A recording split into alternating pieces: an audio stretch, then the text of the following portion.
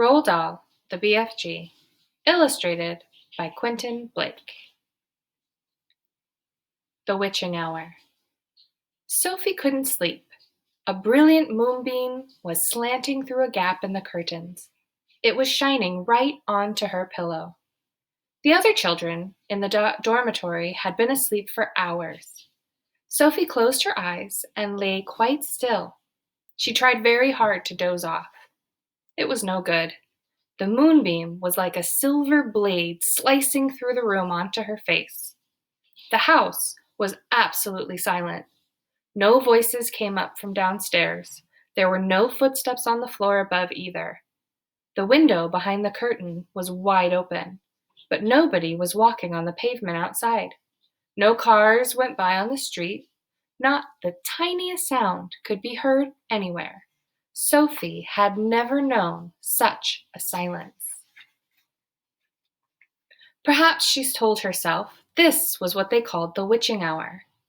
The witching hour, somebody had once whispered to her, was a special moment in the middle of the night when every child and every grown-up was in a deep, deep sleep, and all the dark things came out from hiding and had the world to themselves. The moonbeam was brighter than ever on Sophie's pillow. She decided to get out of bed and close the gap in the curtains. You got punished if you were caught out of bed after lights out. Even if you said you had to go to the lavatory, that was not accepted as an excuse, and they punished you just the same. But there was no one about now. Sophie was sure of that.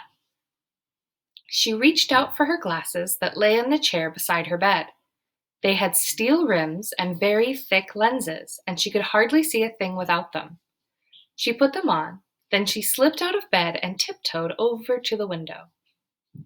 When she reached the curtains, Sophie hesitated. She longed to duck underneath them and lean out of the window to see what the world looked like now that the witching hour was at hand. She listened again. Everywhere was deathly still. The longing to look out became so strong she couldn't resist it.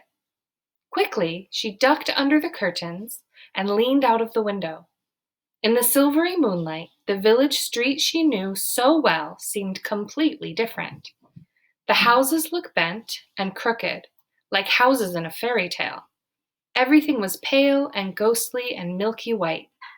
Across the road, she could see Mrs. Rance's shop, where you bought buttons and wool and bits of elastic. It didn't look real.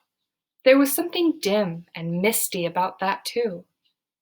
Sophie allowed her eye to travel farther and further down the street. Suddenly, she froze.